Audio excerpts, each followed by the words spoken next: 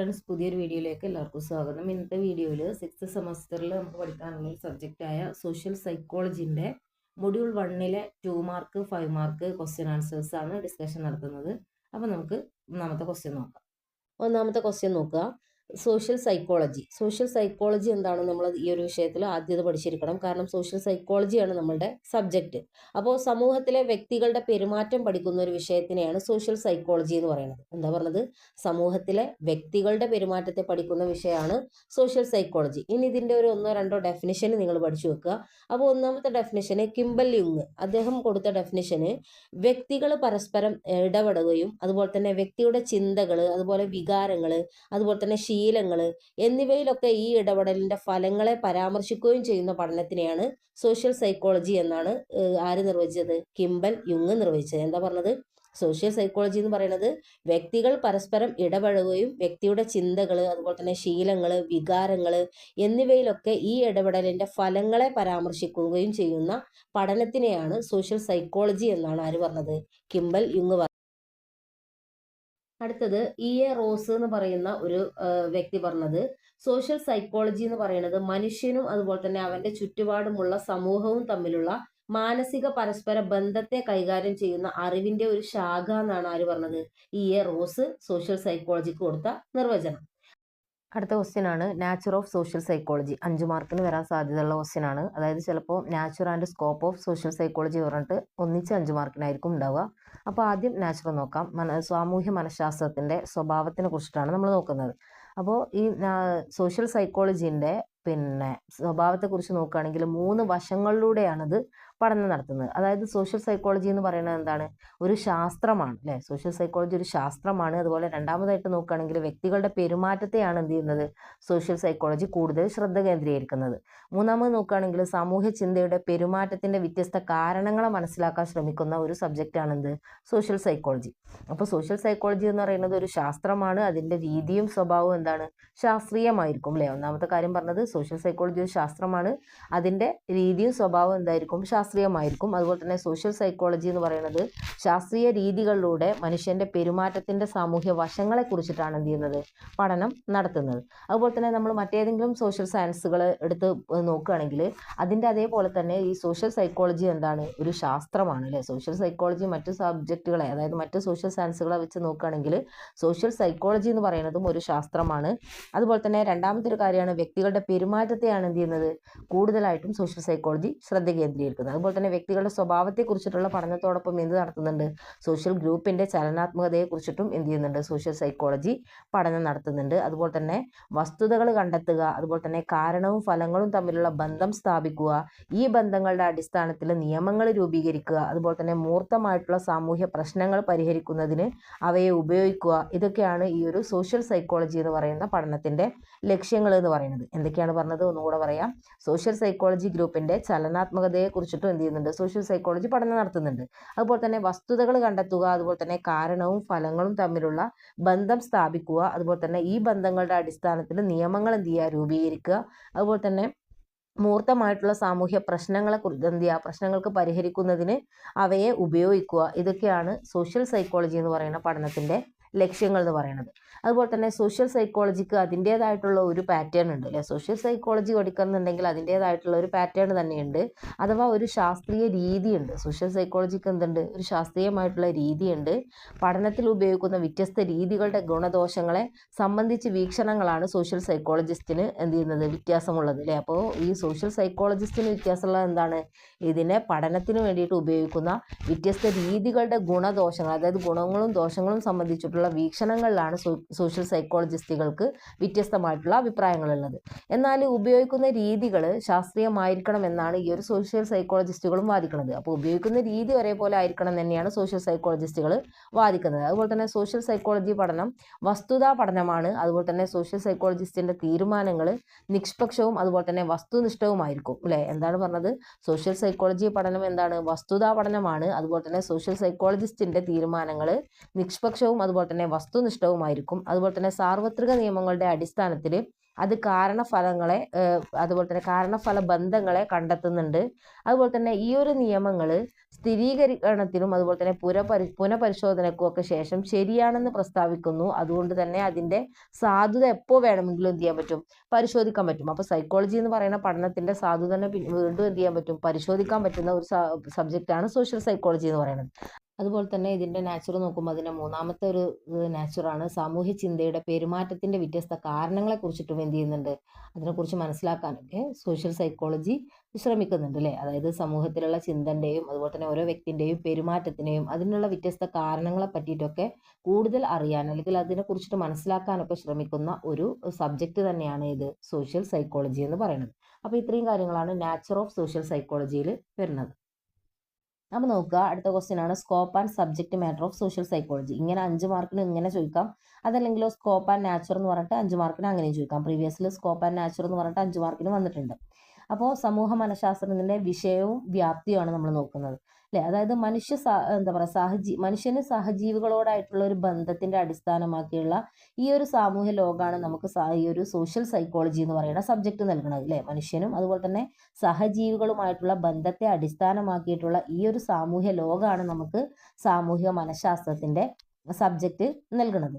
അതുപോലെ തന്നെ മുഴുവൻ സമൂഹവും മനുഷ്യന്റെ ഇടപെടലുകളിൽ അത് എത്രത്തോളം സ്വാധീനിക്കുന്നുണ്ടോ അത്രത്തോളം അതിനെ സോഷ്യൽ സൈക്കോളജി എന്ന് പറയുന്ന വ്യാപ്തിയെ നമുക്ക് വിളിക്കാം അല്ലെ. സോഷ്യൽ സൈക്കോളജിന്റെ വ്യാപ്തിയെ നമുക്ക് വിളിക്കാൻ പറ്റും. എങ്ങനെ? മുഴുവൻ സമൂഹവും മനുഷ്യന്റെ ഇടപെടലുകളിൽ അത് എത്രത്തോളം സ്വാധീനിക്കുന്നുണ്ടോ എന്ന് നോക്കിയിട്ട് അല്ലെ. അപ്പോൾ അതിനെ നമുക്ക് എന്ത് വിളിക്കാം, സോഷ്യൽ സൈക്കോളജിന്റെ വ്യാപ്തി എന്ന് വിളിക്കാൻ പറ്റും. അതുകൊണ്ട് തന്നെ മനുഷ്യന്റെ പെരുമാറ്റം സഹജീവികളോടുള്ള പെരുമാറ്റത്തിൽ സ്വാധീനിക്കപ്പെടുന്നുണ്ടെങ്കിൽ അത്രയും സാമൂഹ്യ മനഃശാസ്ത്രത്തിന്റെ വ്യാപ്തി വ്യാപിക്കുന്നുണ്ട് എന്ന് നമുക്ക് പറയാൻ പറ്റും. അപ്പോൾ സഹജീവികളോടുമായിട്ടുള്ള ഓരോ വ്യക്തിന്റെയും പെരുമാറ്റങ്ങൾ എത്രത്തോളം വ്യാപിക്കുന്നുണ്ടോ അത്രത്തോളം എന്താണ് സോഷ്യൽ സൈക്കോളജിന്റെ വ്യാപ്തിയും വർദ്ധിക്കുകയാണ്. അതുപോലെ തന്നെ ഒരു വ്യക്തിയുടെ പെരുമാറ്റം മറ്റു വ്യക്തികളുടെ പെരുമാറ്റത്തിൽ സ്വാധീനിക്കപ്പെടുന്നിടത്തെല്ലാം എന്താവും, അവിടെ ഒരാൾക്ക് ഈ ഒരു സോഷ്യൽ സൈക്കോളജിയുടെ വിഷയം കണ്ടെത്താൻ പറ്റും അല്ലെ. സാമൂഹ്യ മനഃശാസ്ത്രത്തിന്റെ ഒരു വിഷയം ഓരോ വ്യക്തിക്ക് എന്ത് ചെയ്യാൻ പറ്റും, കണ്ടെത്താൻ പറ്റും. അപ്പോൾ അതുപോലെ തന്നെ എന്തൊക്കെയാണ് ഇനി സോഷ്യൽ സൈക്കോളജിന്റെ പഠന വിഷയം വ്യാപ്തിയും നമുക്ക് നോക്കാം.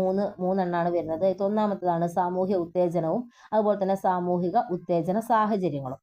അതായത് സമൂഹത്തിൽ ഒരു പ്രത്യേക രീതിയിലും പെരുമാറാനും പ്രവർത്തിക്കാനും വ്യക്തിയെ ഉത്തേജിപ്പിക്കുന്ന നിരവധി സാഹചര്യങ്ങൾ എവിടെ ഉണ്ട്, സമൂഹത്തിലുണ്ട് അല്ലെ. അതുപോലെ തന്നെ ഉത്തേജക സാഹചര്യങ്ങൾ നേരിട്ടാകാം അല്ലെങ്കിലോ അല്ലാതെയോ ഒക്കെ ആകാം. അപ്പൊ ഇത്തരം കാര്യങ്ങളൊക്കെ എന്ത് ചെയ്യുന്നുണ്ട്, സോഷ്യൽ സൈക്കോളജിയിൽ പഠനം നടത്തുന്നുണ്ട് അല്ലെ. അത്തരം സാഹചര്യങ്ങളെ കുറിച്ചിട്ടൊക്കെ എന്ത് ചെയ്യുന്നുണ്ട്, സോഷ്യൽ സൈക്കോളജിയിൽ പഠനം നടത്തുന്നുണ്ട്. ഇനി രണ്ടാമത്തെ ഒരു വ്യാപ്തി അല്ലെങ്കിൽ രണ്ടാമത്തെ ഒരു സ്കോപ്പ് ആൻഡ് സബ്ജക്റ്റ് ആണ് സാമൂഹ്യ ഉത്തേജനങ്ങളിൽ നിന്നും ഉണ്ടാകുന്ന വ്യക്തിഗത പ്രതികരണങ്ങളും അതുപോലെ തന്നെ അനുഭവങ്ങളും. അതിലെന്താണ് പറയണത്, സാമൂഹ്യ ഉത്തേജനങ്ങളിൽ ഒരു വ്യക്തിയുടെ പ്രതികരണങ്ങളെ സ്വാധീനിക്കുന്നുണ്ട് അല്ലെ. ഒരു വ്യക്തിന്റെ പ്രതികരണങ്ങളെ എന്ത് ചെയ്യുന്നുണ്ട്, സാമൂഹ്യ ഉത്തേജനങ്ങളിൽ എന്താ പറയുക സ്വാധീനിക്കുന്നുണ്ട്. അതുപോലെ തന്നെ വ്യക്തികളുടെ പ്രതികരണം അവർ ഉൾപ്പെടുന്ന വ്യത്യസ്ത തരം ഗ്രൂപ്പുകളുടേതാണ് അല്ലെ. അവർ ഉൾപ്പെടുന്ന വ്യത്യസ്ത തരം ഗ്രൂപ്പുകളുടേതാണ് എന്ത്, വ്യക്തികളുടെ പ്രതികരണം എന്ന് പറയുന്നത്.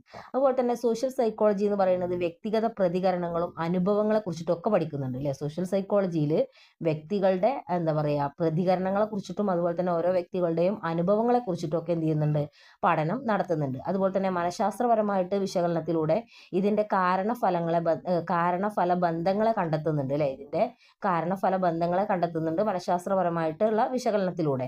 അതുപോലെ തന്നെ സാമൂഹ്യ ഇടപെടലുകളാണ് സോഷ്യൽ സൈക്കോളജിയുടെ പഠന വിഷയം. സമൂഹത്തിലുള്ള ഇടപെടലുകളാണ് എന്ത്, സോഷ്യൽ സൈക്കോളജിയുടെ പഠന വിഷയം. ഇനി മൂന്നാമത്തേത് നോക്കാം. വ്യക്തിയിൽ സാമൂഹ്യ പരിസ്ഥിതിയുടെ സ്വാധീനം.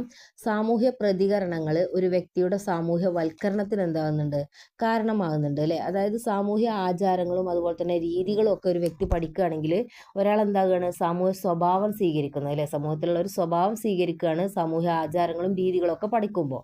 അതുപോലെ തന്നെ സാമൂഹ്യ വൽക്കരണം എന്ന് പറയുന്നത് ഒരു മനുഷ്യന്റെ ബാഹ്യ സ്വഭാവത്തെ മാത്രമല്ല അവന്റെ മാനസിക നിലകളെയും എന്ത് ചെയ്യുന്നുണ്ട്, മാറ്റുന്നുണ്ട് അല്ലെ. ബാഹ്യമായിട്ടുള്ള കാര്യങ്ങൾ മാത്രമല്ല മാറ്റുന്നത്, ഒരു വ്യക്തിന്റെ മാനസിക നിലകളെയും അത് മാറ്റുന്നുണ്ട്. അതുകൊണ്ട് തന്നെ അവൻ തന്നിൽ തന്നെ ചില സാമൂഹിക പ്രേരണകളെ എന്ത് ചെയ്യുന്നുണ്ട്, വളർത്തുന്നുണ്ട്. അതുപോലെ തന്നെ സോഷ്യൽ സൈക്കോളജി എന്ന് പറയുന്ന സോഷ്യൽ സൈക്കോളജി വ്യക്തികളെ എന്ത് ചെയ്യുന്നുണ്ട്, സാമൂഹ്യ പരിസ്ഥിതിയുടെ സ്വാധീനത്തെയും അതുപോലെ തന്നെ ഫലങ്ങളെയും കുറിച്ചിട്ടൊക്കെ പഠിക്കുന്നുണ്ട്. അപ്പോൾ സോഷ്യൽ സൈക്കോളജിയിൽ വ്യക്തികളെ സാമൂഹിക പരിസ്ഥിതിയുടെ സ്വാധീനത്തെയും അതുപോലെ തന്നെ ഫലങ്ങളെയും കുറിച്ചിട്ടൊക്കെ പഠിക്കുന്ന ഒരു സബ്ജക്റ്റ് തന്നെയാണ് സോഷ്യൽ സൈക്കോളജി എന്ന് പറയുന്നത്. അപ്പോൾ ഇത്രയും കാര്യങ്ങളാണ് ഇതിന്റെ സ്കോപ്പ് ആൻഡ് സബ്ജക്റ്റ് മാറ്റർ എന്ന് പറയുന്ന ഭാഗത്ത് വരുന്നത്. അടുത്തൊരു ക്വസ്റ്റ്യൻ ആണ് major themes of social psychology. Social സൈക്കോളജിയുടെ പ്രധാനപ്പെട്ടിട്ടുള്ള ആശയങ്ങൾ അല്ലെ, 7 തീംസ് ആണ് വരുന്നത്. അപ്പോൾ ഇത് എന്ത് ചെയ്യാം, 2 മാർക്കിന് ചോദിക്കാം. ഇതിത്തെ ഓരോന്നും 2 മാർക്കിന് ചോദിക്കാം. അതല്ലെങ്കിൽ major themes of social psychology പറഞ്ഞിട്ട് 2 മാർക്കിന് ചോദിക്കാം. അതേപോലെ ഇതെല്ലാം കൂടെ എന്താ പറയുക 5 മാർക്കിനും ചോദിക്കാം. അപ്പോൾ major themes of social psychology പറഞ്ഞാൽ ഇതിന്റെ പോയിന്റുകൾ വെച്ചിട്ട് ഒരു പോയിന്റ് ഒക്കെ വിശദീകരിച്ചാൽ മതി 2 മാർക്കിനൊക്കെ വരുമ്പോൾ. അപ്പോൾ നമുക്ക് നോക്കാം. മേജർ തീംസ് ഓഫ് സോഷ്യൽ സൈക്കോളജിയിൽ ഒന്നാമത്തേതാണ് സോഷ്യൽ കോഗ്നിഷൻ ആൻഡ് പെർസെപ്ഷൻ അല്ലെ. എന്താണ് അതുകൊണ്ട് ഉദ്ദേശിക്കുന്നത്? സോഷ്യൽ കോഗ്നിഷൻ എന്ന് പറഞ്ഞു കഴിഞ്ഞാൽ ഒരു സാമൂഹ്യ പശ്ചാത്തലത്തിൽ വ്യക്തികൾ എങ്ങനെയാണ് ചിന്തിക്കുന്നത് എന്നതാണ് എന്ത് സോഷ്യൽ കോഗ്നിഷൻ അല്ലെ. ഒരു സാമൂഹ്യ പശ്ചാത്തലത്തിൽ വ്യക്തികൾ എങ്ങനെയൊക്കെയാണ് ചിന്തിക്കുന്നത് എന്നതിനെ പറ്റിയിട്ടാണ് സോഷ്യൽ കോഗ്നിഷൻ. അതായത് സമൂഹം എങ്ങനെയാണ് ഒരു വ്യക്തിയെ ചിന്തിക്കാൻ പ്രേരിപ്പിക്കുന്നത് അല്ലെ. ഓരോ വ്യക്തിയും എന്താണ് വ്യത്യസ്തമായിട്ടുള്ള രീതിയിലായിരിക്കും ചിന്തിക്കുക. അപ്പം അങ്ങനെയുള്ള ചിന്തിക്കാൻ പ്രേരിപ്പിക്കുന്നതിനെയാണ് സോഷ്യൽ കോഗ്നിഷൻ എന്നതുകൊണ്ട് ഉദ്ദേശിക്കുന്നത്. എന്നാൽ സോഷ്യൽ പെർസെപ്ഷൻ എന്നുള്ളതുകൊണ്ട് ഉദ്ദേശിക്കുന്നത് സമൂഹത്തെ കുറിച്ചിട്ടുള്ള ഓരോ വ്യക്തിയുടെയും കാഴ്ചപ്പാടുകൾ അല്ലെങ്കിൽ സമൂഹത്തെ കുറിച്ചിട്ടുള്ള ഓരോ വ്യക്തിയുടെയും ധാരണയാണ് എന്ത് വിളിക്കുന്നത്, സോഷ്യൽ പെർസെപ്ഷൻ എന്ന് വിളിക്കുന്നത്. ആ ധാരണയുടെ അടിസ്ഥാനത്തിലായിരിക്കും ഓരോ വ്യക്തിയും എന്ത് ചെയ്യുക, ചിന്തിക്കുക. അതാണ് social cognition and social perception. ഇനി രണ്ടാമത്തേത് നോക്കാം. രണ്ടാമത്താണ് the self in a social context അല്ലെ. സമൂഹ മനഃശാസ്ത്രത്തിന്റെ മറ്റൊരു പ്രധാനപ്പെട്ട വശമാണ് അല്ലെങ്കിൽ പ്രധാനപ്പെട്ട ആശയമാണ് ഇത് the self in a social context എന്ന് പറയുന്നത്. അതായത് ആളുകൾ എങ്ങനെയാണ് സ്വയം നിർവചിക്കുന്നത്. ഒരു വ്യക്തി ആ വ്യക്തിനെ തന്നെ എന്താണ് നിർവചിച്ചിട്ടുണ്ടാവും, ആ വ്യക്തി എങ്ങനെയാണെന്നുള്ളത്. അതുപോലെ മറ്റുള്ള ആളുകൾ അവരെ എങ്ങനെയാണ് നിർവചിക്കുന്നത് എന്നുള്ളതാണ് ഇത് the self in a social context എന്ന് പറയുന്നത്. അതായത് ആത്മപരിശോധന, ആളുകൾ അവരുടെ സ്വത്ത് ചിന്തകളെയും വികാരങ്ങളെയും ഒക്കെ കുറിച്ചിട്ട് എത്രത്തോളം ബോധവാന്മാരാണ് എന്നതിനൊക്കെ പറ്റിയിട്ടുള്ളതാണ് the self in a social context. അതുപോലെ തന്നെ എന്താ പറയുക, ആന്തരികമായിട്ട് എന്തെങ്കിലും ചെയ്യാൻ ആളുകൾ പ്രേരിപ്പിക്കാറുണ്ടോ അല്ലെങ്കിൽ ബാഹ്യമായിട്ട് എന്തെങ്കിലും അവരെ പ്രചോദിപ്പിക്കാറുണ്ടോ എന്നിവയൊക്കെ എന്താണ് ഈ ഒരു the self in a social കോണ്ടെക്സ്റ്റിന്റെ ഉദാഹരണങ്ങളിൽ പെടുന്നതാണ്. അതേപോലെ തന്നെ മറ്റുള്ളവർ അവരെ എങ്ങനെയാണ് വീക്ഷിക്കുന്നത് അല്ലെങ്കിൽ ആളുകൾ എങ്ങനെ നിയന്ത്രിക്കുന്നു, ആളുകൾ തങ്ങളെ എങ്ങനെ കാണുന്നു എന്നതൊക്കെ എന്താണ് the self in a social കോണ്ടെക്സ്റ്റിൽ ഉൾപ്പെടുന്നതാണ്. ഇനി മൂന്നാമത്തേത് നോക്കാം. മൂന്നാമത്തേതാണ് ആറ്റിറ്റ്യൂഡ്സ് ആൻഡ് പെർസൂഷൻ അല്ലെ. എന്താ പറയണത്, ആറ്റിറ്റ്യൂഡ്സ് പറഞ്ഞാൽ മനോഭാവം, അതേപോലെ തന്നെ പെർസൂഷൻ എന്ന് പറഞ്ഞാൽ പ്രേരണ. അതായത് സോഷ്യൽ സൈക്കോളജിയിലെ ഈ ഒരു തീം വ്യക്തികളെയും അതുപോലെ തന്നെ ആളുകളെയും സാഹചര്യങ്ങളെയും കുറിച്ചിട്ട് ചിന്തിക്കുന്ന ഒരു രീതിയെയാണ് നമ്മൾ എന്ത് വിളിക്കുന്നത്, ആറ്റിറ്റ്യൂഡ്സ് എന്ന് വിളിക്കുന്നത്. എന്നാൽ പെർസൂഷൻ എന്ന് പറഞ്ഞാൽ കാര്യങ്ങൾ ചിന്തിക്കാനോ അല്ലെങ്കിൽ വിശ്വസിക്കാനോ മനുഷ്യരെ പ്രേരിപ്പിക്കുന്ന രീതികളെ ഉൾക്കൊള്ളുന്നതാണ് എന്ത് പെർസൂഷൻ എന്ന് പറയുന്നത് അല്ലെ. കാര്യങ്ങൾ ചിന്തിക്കാനോ അല്ലെങ്കിൽ വിശ്വസിക്കാനോ മനുഷ്യരെ പ്രേരിപ്പിക്കുന്ന രീതികളെയും ഉൾക്കൊള്ളുന്നതാണ് എന്ത് പെർസൂഷൻ. അതേപോലെ തന്നെ വികാരങ്ങൾ മനോഭാവത്തെ എങ്ങനെ ബാധിക്കുന്നു, എങ്ങനെ കാര്യങ്ങൾ വിശ്വസിക്കാൻ ആളുകളെ പ്രേരിപ്പിക്കുന്നു എന്നിവയൊക്കെ എന്താണ് ഈ ഒരു ആറ്റിറ്റ്യൂഡ്സ് ആൻഡ് പെർസൂഷനിൽ ഉൾപ്പെടുന്നതാണ്. അപ്പോൾ ആറ്റിറ്റ്യൂഡ് എന്ന് പറഞ്ഞാൽ ആളുകളെയും സാഹചര്യങ്ങളെയും കുറിച്ചിട്ട് ചിന്തിക്കുന്ന രീതിക്ക് പറയുന്ന പേരാണ് ആറ്റിറ്റ്യൂഡ്സ്. എന്നാൽ കാര്യങ്ങൾ ചിന്തിക്കാനോ വിശ്വസിക്കാനോ മനുഷ്യരെ പ്രേരിപ്പിക്കുന്ന രീതികളെയും ഒക്കെ ഉൾക്കൊള്ളുന്നതാണ് എന്ത് പെർസൂഷൻ എന്ന് പറയുന്നത്. ഓക്കെ, അപ്പോൾ ഇനി നാലാമത്തേത് നോക്കാം. നാലാമത്തേതാണ് ഗ്രൂപ്പ് ഡിസിഷൻ അല്ലെ. എന്താണ് ഗ്രൂപ്പ് ഡിസിഷൻ എന്നുള്ളത് കൊണ്ട് ഉദ്ദേശിക്കുന്നത്? അതായത് സോഷ്യൽ സൈക്കോളജിന്റെ മറ്റൊരു പ്രധാനപ്പെട്ടിട്ടുള്ള ആശയം തന്നെയാണ് ഗ്രൂപ്പ് ഡിസിഷൻ അല്ലെ. പ്രധാനപ്പെട്ട തീം തന്നെയാണ് ഗ്രൂപ്പ് ഡിസിഷൻ എന്ന് പറയുന്നത്. അതായത് ഗ്രൂപ്പുകളിൽ ആളുകൾ പ്രവർത്തിക്കുമ്പോൾ എങ്ങനെയാണ് ആളുകളുടെ ചിന്താഗതി മാറുന്നത്, അതേപോലെ ഒരു തീരുമാനത്തിലെത്താൻ ഗ്രൂപ്പുകൾ എങ്ങനെയാണ് ഒരുമിച്ച് പ്രവർത്തിക്കുന്നത്, ഇത്തരത്തിലൊക്കെ ഉള്ള ചോദ്യങ്ങൾ ഉന്നയിക്കുന്നതാണ് എന്ത് ഗ്രൂപ്പ് ഡിസിഷൻ എന്നുകൊണ്ട് ഉദ്ദേശിക്കുന്നത്. അഞ്ചാമത്താണ് അട്രാക്ഷൻ ആൻഡ് ക്ലോസ് റിലേഷൻഷിപ്പ് അല്ലെ. ആകർഷണങ്ങളും അതുപോലെ തന്നെ ക്ലോസ് റിലേഷൻഷിപ്പ് പറഞ്ഞാൽ അടുത്ത ബന്ധങ്ങൾ. ഇതും എന്താണ് സോഷ്യൽ സൈക്കോളജിന്റെ ഒരു പ്രധാനപ്പെട്ട തീമാണ്. അതായത് ആളുകൾ പരസ്പരം ആകർഷിക്കപ്പെടുന്നത് എന്തിനാണെന്നും സ്നേഹം എങ്ങനെയാണ് പ്രവർത്തിക്കുന്നതും എന്നതിനെ കുറിച്ചിട്ട് ചിന്തിക്കുന്നതാണ് അട്രാക്ഷൻ എന്നതുകൊണ്ട് ഉദ്ദേശിക്കുന്നത് അല്ലെ. ഒരു വ്യക്തിക്ക് മറ്റൊരു വ്യക്തിയോട് തോന്നുന്ന അല്ലെങ്കിൽ ഒരു വ്യക്തിക്ക് മറ്റൊരു വ്യക്തിയോട് തോന്നുന്ന ഒരു ആകർഷണം, അപ്പൊ അതിനെ പറ്റിയിട്ടുള്ളതാണ് എന്ത് അട്രാക്ഷൻ എന്നതുകൊണ്ട് ഉദ്ദേശിക്കുന്നത്.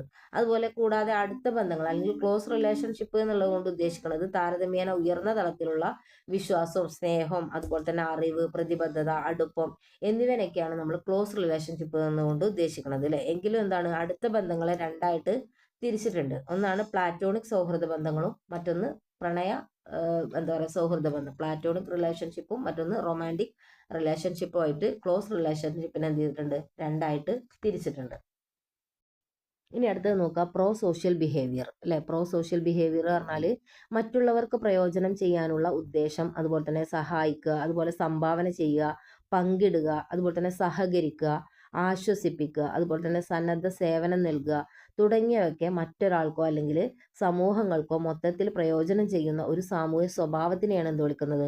പ്രോ സോഷ്യൽ ബിഹേവിയർ എന്നുകൊണ്ട് ഉദ്ദേശിക്കുന്നത്. അതായത് മറ്റൊരാളുടെ അവകാശങ്ങൾ, വികാരങ്ങൾ, ക്ഷേമം എന്നിവയെ കുറിച്ചിട്ട് ഉത്കണ്ഠയാണ് എന്നുള്ളതാണ് ഇതിൻ്റെ ഒരു സവിശേഷത അല്ലേ. മറ്റൊരാൾക്ക് എന്തെങ്കിലും പ്രശ്നങ്ങൾ വന്നാൽ അത് എൻ്റെയും പ്രശ്നമാണ് എന്നുള്ളൊരു തോന്നൽ, അതാണ് പ്രോ സോഷ്യൽ ബിഹേവിയർ കൊണ്ട് ഉദ്ദേശിക്കുന്നത്. ഇനി ഏഴാമത്തത് നോക്കാം. അപ്പോൾ നോക്കുക, സ്റ്റീരിയോ ടൈപ്പ്, അതുപോലെ തന്നെ പ്രെജുഡൈസ്, ഡിസ്ക്രിമിനേഷൻ, ഇതാണ് ഏഴാമത്തെ തീം. അതായത് എന്താ പറയുക, സംഭാഷണങ്ങളിലൊക്കെ സ്ഥിരധാരണ അല്ലെ, സ്റ്റീരിയോ ടൈപ്പ് പറഞ്ഞാൽ സ്ഥിരമായിട്ടുള്ള ഒരു ധാരണ, അതാണ് സ്റ്റീരിയോ ടൈപ്പ്. അതേപോലെ മുൻവിധി, അതേപോലെ വിവേചനം, ഇതൊക്കെ എന്താണ് പരസ്പരം മാറി മാറി തന്നെ ഉപയോഗിക്കാറുണ്ട്. അതേപോലെ ഒരു കൂട്ടം ആളുകളെ കുറിച്ചിട്ടുള്ള അമിതമായിട്ടുള്ള ലളിതവൽക്കരണമാണ് സ്റ്റീരിയോ ടൈപ്പ് എന്നുകൊണ്ട് ഉദ്ദേശിക്കുന്നത് അല്ലെ. ഒരു കൂട്ടം ആളുകളെ കുറിച്ചിട്ടുള്ള അമിതമായിട്ടുള്ള ലളിതവൽക്കരണമാണ് സ്റ്റീരിയോ ടൈപ്പ്. അതായത് വംശം, പ്രായം, ലിംഗഭേദം, ലൈംഗികാഭിമുഖ്യം എന്നിവയെ അടിസ്ഥാനമാക്കിയിട്ടുള്ളതാണ് എന്ത്? സ്റ്റീരിയോ ടൈപ്പ് അല്ലെ. വംശം, പ്രായം, ലിംഗഭേദം, ലൈംഗികാഭിമുഖ്യം എന്നിവയെ അടിസ്ഥാനമാക്കിയിട്ടുള്ളതാണ് എന്ത്? സ്റ്റീരിയോ ടൈപ്പ് എന്നുകൊണ്ട് ഉദ്ദേശിക്കുന്നത്. അതുപോലെ അവ പോസിറ്റീവ് ആയിരിക്കാം അല്ലെ. അതായത് സ്വന്തം ഗ്രൂപ്പിനെ കുറിച്ചിട്ടാണ് ധാരണയാണെങ്കിൽ എന്താവും? അത് പോസിറ്റീവ് ആയിരിക്കും. എന്നാൽ പലപ്പോഴും എന്താറുണ്ട്? അത് നെഗറ്റീവ് ആവാറുണ്ട്. അതെങ്ങനെ? മറ്റു ഗ്രൂപ്പുകളെ അല്ലെ, അതായത് മറ്റു ഗ്രൂപ്പുകളെ പറയുമ്പോൾ അത് നെഗറ്റീവ് ആയിരിക്കും, സ്വന്തം ഗ്രൂപ്പുകളെ പറയുകയാണെങ്കിൽ അത് എന്തായിരിക്കും? പോസിറ്റീവ് ആയിരിക്കും സ്റ്റീരിയോ ടൈപ്പ്. അതായത് ഒരു സ്റ്റീരിയോ ടൈപ്പ് എന്ന് പറഞ്ഞാൽ ചില സ്വഭാവ സവിശേഷതകൾ എന്ത് ചെയ്യുന്നുണ്ട്? പങ്കിടുന്നുണ്ട് അല്ലെ. അതാണ് സ്റ്റീരിയോ ടൈപ്പ്. അടുത്താണ് പ്രജുഡൈസ് അല്ലേ. ഒരു സ്റ്റീരിയോ ടൈപ്പിനെ അടിസ്ഥാനമാക്കിയിട്ട് ഒരു വ്യക്തിയെയോ ഗ്രൂപ്പിനെയോ കുറിച്ചിട്ട് ഒരാൾക്കുണ്ടാവുന്ന സാധാരണയായിട്ടുള്ള നെഗറ്റീവ് വിശ്വാസമാണ് എന്ത്? പ്രജുഡൈസ് എന്നുള്ളത് കൊണ്ട് ഉദ്ദേശിക്കുന്നത് അല്ലേ. ഇവിടെ എന്തായിരിക്കും? നെഗറ്റീവ് വിശ്വാസമായിരിക്കും. അതുപോലെ വിശ്വാസം സാധാരണയായിട്ട് ഒരു വ്യക്തിയുടെ പ്രത്യേക ഗ്രൂപ്പിലെ അംഗത്വത്തെ അടിസ്ഥാനമാക്കിയിട്ടുള്ളതായിരിക്കും അല്ലേ. വിശ്വാസം എന്നുള്ളത് കൊണ്ട് ഉദ്ദേശിക്കുന്നത് ഒരു വ്യക്തിയുടെ ഒരു പ്രത്യേക ഗ്രൂപ്പിലെ അംഗത്വത്തെ അടിസ്ഥാനമാക്കിയിട്ടുള്ളതാണ്. അതുപോലെ തന്നെ ഈ പ്രജുഡൈസ് അല്ലെങ്കിൽ മുൻവിധി എന്നതുകൊണ്ട് ഒരു പ്രത്യേക ഗ്രൂപ്പിലെ ആ വ്യക്തിയുടെ അംഗത്വത്തെ അടിസ്ഥാനമാക്കിയിട്ടുള്ള ഒരു അനുമാനമോ അല്ലെങ്കിൽ അഭിപ്രായമാണ് എന്ത്? ഈ ഒരു പ്രജുഡൈസ്. അതുപോലെ തന്നെ മറ്റൊരു വ്യക്തിയുടെ രാഷ്ട്രീയ ബന്ധം അല്ലെങ്കിൽ ലിംഗഭേദം, വിശ്വാസങ്ങൾ, മൂല്യങ്ങൾ, സാമൂഹ്യ എന്താ പറയുക വർഗം, അതുപോലെ തന്നെ വൈകല്യങ്ങൾ, ലൈംഗികത, മതം, വംശം, വംശീയത, ഭാഷ, പ്രായം, ദേശീയത എന്നിവയൊക്കെ അടിസ്ഥാനമാക്കിയിട്ടുള്ള കാര്യങ്ങളൊക്കെ സൂചിപ്പിക്കാൻ വേണ്ടിയിട്ടാണ് ഈ പ്രജുഡൈസ് എന്ന് പറയുന്ന വാക്ക് എന്ത് ചെയ്യുന്നത്? പലപ്പോഴും ഉപയോഗിക്കുന്നത്. അടുത്താണ് ഡിസ്ക്രിമിനേഷൻ അല്ലേ. ഈ ഏഴാമത്തെ തീമിൽ പറഞ്ഞതായിരുന്നു സ്റ്റീരിയോ ടൈപ്പ്, അതുപോലെ തന്നെ പ്രജുഡൈസ്, ഡിസ്ക്രിമിനേഷൻ. അപ്പോൾ ഡിസ്ക്രിമിനേഷൻ നോക്കാം. ആരെങ്കിലും അവരുടെ മുൻവിധിയിലുള്ള വിശ്വാസങ്ങളിൽ പ്രവർത്തിക്കുമ്പോഴുണ്ടാവുന്ന ഒരു പ്രവർത്തനമാണ് എന്ത്? ഡിസ്ക്രിമിനേഷൻ അല്ലെങ്കിൽ വിവേചനം എന്ന് പറയുന്നത്. അതായത് നയങ്ങളും പ്രയോഗങ്ങളും പോലെ തന്നെ അത് വ്യവസ്ഥാപിതമാണ് അല്ലേ. നയങ്ങളും പ്രയോഗങ്ങളും പോലെ തന്നെ എന്താണ്? ഡിസ്ക്രിമിനേഷൻ എന്ന് പറയുന്നത് വ്യവസ്ഥാപിതമാണ്. മുൻവിധി എന്നത് പക്ഷാപാതപരമായിട്ടുള്ള ചിന്തയെ സൂചിപ്പിക്കുമ്പോൾ വിവേചനം എന്ന് പറയുന്നത് ഒരു കൂട്ടം ആളുകൾക്കെതിരായിട്ടുള്ള പ്രവർത്തനങ്ങളെയാണ് ഉൾക്കൊള്ളുന്നത്. ഒരു കൂട്ടം ആളുകൾക്കെതിരെയുള്ള പ്രവർത്തനങ്ങളെ ഉൾക്കൊള്ളുന്നതാണെന്ത്? ഡിസ്ക്രിമിനേഷൻ എന്നുള്ളതുകൊണ്ട് ഉദ്ദേശിക്കുന്നത്. അതായത് പ്രായം, മതം, വംശം, വംശീയത, ആരോഗ്യം എന്നിവയിൽ അധിഷ്ഠിതമാണ് എന്ത്? വിവേചനം എന്ന് പറയുന്നത് അല്ലേ. അതുപോലെ തന്നെ വിവേചനത്തിനെതിരായിട്ടുള്ള നിയമങ്ങൾ ഒരു കൂട്ടം സാമൂഹിക പ്രശ്നങ്ങൾ എന്ത് ചെയ്യുന്നുണ്ട്? പരിഹരിക്കാൻ ശ്രമിക്കുന്നുണ്ട്. അപ്പോൾ ഇതാണ് ഡിസ്ക്രിമിനേഷൻ എന്നുള്ളതുകൊണ്ട് ഉദ്ദേശിക്കുന്നത്. അടുത്തൊരു 2 മാർക്ക് ക്വസ്റ്റ്യനാണ് സോഷ്യൽ ആറ്റിറ്റ്യൂഡ് അല്ലേ. ബേസിക് കൺസെപ്റ്റ് ഓഫ് സോഷ്യൽ സൈക്കോളജിയിലെ ഒന്നാണ് എന്ത്? സോഷ്യൽ ആറ്റിറ്റ്യൂഡ് എന്നത്. അപ്പോൾ എന്താണ് നോക്കാം. ഒരു പ്രത്യേക വസ്തുവിനെയോ അല്ലെങ്കിൽ വ്യക്തിയെയോ സംഭവത്തെയോ കുറിച്ചിട്ടുള്ള ഒരു കൂട്ടം വികാരങ്ങൾ, അതുപോലെ തന്നെ പെരുമാറ്റങ്ങൾ, ഇതിനെയാണ് എന്ത് വിളിക്കുന്നത്? ഈ സോഷ്യൽ ആറ്റിറ്റ്യൂഡ് എന്നതുകൊണ്ട് അർത്ഥാക്കുന്നത്. അതായത് മനോഭാവങ്ങൾ എന്ന് പറയുന്നത് അല്ലെങ്കിൽ സോഷ്യൽ ആറ്റിറ്റ്യൂഡ് എന്ന് പറയുന്നത് പലപ്പോഴും അനുഭവത്തിൻ്റെയോ അല്ലെങ്കിൽ വളർത്തിക്കൊണ്ടുവരലിൻ്റെയൊക്കെ ഫലമാണ്. അവർക്ക് എന്താണ്? പെരുമാറ്റത്തിൽ ശക്തമായിട്ട് എന്ത് ചെയ്യാൻ പറ്റും? സ്വാധീനം ചെലുത്താൻ കഴിയും. അതുപോലെ തന്നെ സോഷ്യൽ ആറ്റിറ്റ്യൂഡ് നിലനിൽക്കുന്നതോടൊപ്പം തന്നെ അവർക്ക് എന്ത് ചെയ്യാൻ പറ്റും? മാറാനും കഴിയും. അതുപോലെ തന്നെ ഗോൾഡൻ ആൾപോർട്ട് അദ്ദേഹം ഒരു ഡെഫിനിഷൻ കൊടുത്തിട്ടുണ്ട്.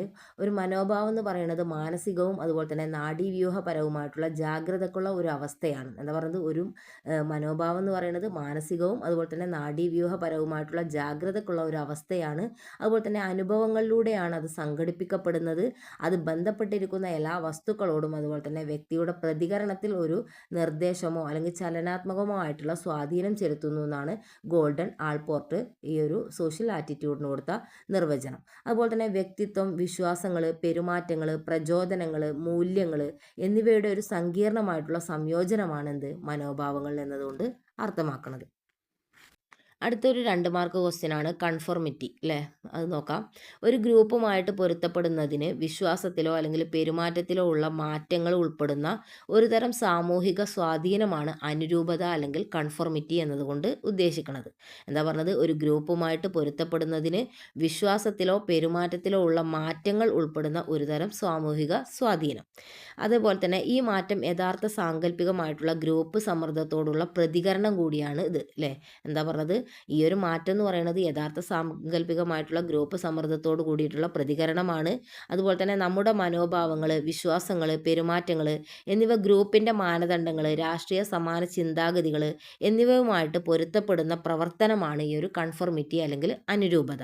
അതുപോലെ തന്നെ ഗ്രൂപ്പുമായിട്ട് പൊരുത്തപ്പെടുന്നതിന് നമ്മുടെ ധാരണകൾ, അഭിപ്രായങ്ങൾ, പെരുമാറ്റങ്ങൾ എന്നിവ മാറ്റാനുള്ള ഒരു പ്രവണത കൂടിയാണ് ഈ ഒരു കൺഫോർമിറ്റി എന്നതുകൊണ്ട് ഉദ്ദേശിക്കുന്നത്. അടുത്തൊരു 2 മാർക്ക് ക്വസ്റ്റ്യൻ ആണ് ക്രൗഡ് ബിഹേവിയർ. ഇതും എന്താണ്, ബേസിക് കൺസെപ്റ്റ് ഓഫ് സോഷ്യൽ സൈക്കോളജിയിലെ ഒന്നാണ് ക്രൗഡ് ബിഹേവിയർ. അപ്പോൾ നോക്കാം, താൽക്കാലികവും നേരിട്ടുള്ളതും അസംഘടിതവുമായിട്ടുള്ള വ്യക്തികളുടെ ഒരു ഗ്രൂപ്പാണെന്ത് ക്രൗഡ് എന്നതുകൊണ്ട് ഉദ്ദേശിക്കുന്നത് അല്ലേ.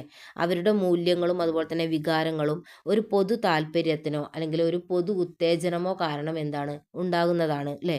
ഒരു താൽക്കാലികവും നേരിട്ടുള്ളതും അസംഘടിതവുമായിട്ടുള്ള വ്യക്തികളുടെ ഒരു ഗ്രൂപ്പാണെന്ത് ക്രൗഡ് എന്ന് പറയുന്നത്. അവരുടെ മൂല്യങ്ങളും വികാരങ്ങളും ഒരു പൊതു താല്പര്യത്തിനോ അല്ലെങ്കിൽ പൊതു ഉത്തേജനമോ കാരണം ഉണ്ടാകുന്നതാണ് എന്ത് ഒരു ക്രൗഡ് എന്ന് പറയുന്നത്. കിംബൽ യുങ് എന്ന് പറയുന്ന ഒരു വ്യക്തിയുടെ നിർവചനത്തിൽ ഒരു ജനക്കൂട്ടം എന്ന് പറയുന്നത് അല്ലെങ്കിൽ ക്രൗഡ് ബിഹേവിയർ എന്നതുകൊണ്ട് ഉദ്ദേശിക്കുന്നത് ഒരു കേന്ദ്രത്തിനോ അല്ലെങ്കിൽ ഒരു പൊതു ആകർഷക കേന്ദ്രത്തിനോ ചുറ്റുപാടുമുള്ള ഗണ്യമായ എണ്ണത്തിലുള്ള ആളുകളുടെ ചേരലാണെന്ത് ക്രൗഡ് ബിഹേവിയർ എന്നാണ് കിംബൽ യുങ് പറഞ്ഞത്. എന്താണ് അദ്ദേഹം പറഞ്ഞത്, ഒരു ജനക്കൂട്ടം എന്ന് പറയുന്നത് ഒരു കേന്ദ്രത്തിനോ അല്ലെങ്കിൽ ഒരു പൊതു ആകർഷണ കേന്ദ്രത്തിനോ ചുറ്റുമുള്ള ഗണ്യമായ എണ്ണത്തിലുള്ള ആളുകളുടെ ഒരു ചേരലാണെന്ത് ക്രൗഡ് ബിഹേവിയർ എന്നാണ് കിംബൽ യുങ് പറഞ്ഞത്. അതുപോലെ തന്നെ ഇതിന് കുറച്ച് ക്യാരക്ടറിസ്റ്റിക്സ് ഓഫ് ക്രൗഡ് ഇതിൽ ഇതിന് കുറച്ച് സവിശേഷതകളുണ്ട്. എന്തൊക്കെയാണ്, ഒന്ന് ഒരു പ്രത്യേക സ്ഥലത്തുള്ള ഒത്തുചേരൽ, രണ്ടാമത്തേത് ജനക്കൂട്ടം എന്ന് പറയുന്നത് അസംഘടിതമാണ്, മൂന്നാമത്തേത് ഒരു ജനക്കൂട്ടത്തിലെ അംഗങ്ങൾ പരസ്പരം എന്താണ് ആവേശഭരിതരായിരിക്കും അല്ലേ. ഇത് മൂന്നുമാണ് അതിൻ്റെ സവിശേഷതകൾ. എന്താ പറഞ്ഞത്, ഒരു പ്രത്യേക സ്ഥലത്തുള്ള ഒത്തുചേരൽ, രണ്ടാമത്തേത് ജനക്കൂട്ടം എന്ന് പറയുന്നത് അസംഘടിതമാണ്, മൂന്നാമത്തേത് ഒരു ജനക്കൂട്ടത്തിലെ അംഗങ്ങൾ പരസ്പരം ആവേശഭരിതരായിരിക്കും. ഇതാണ് അതിൻ്റെ സവിശേഷതകൾ വരുന്നത്.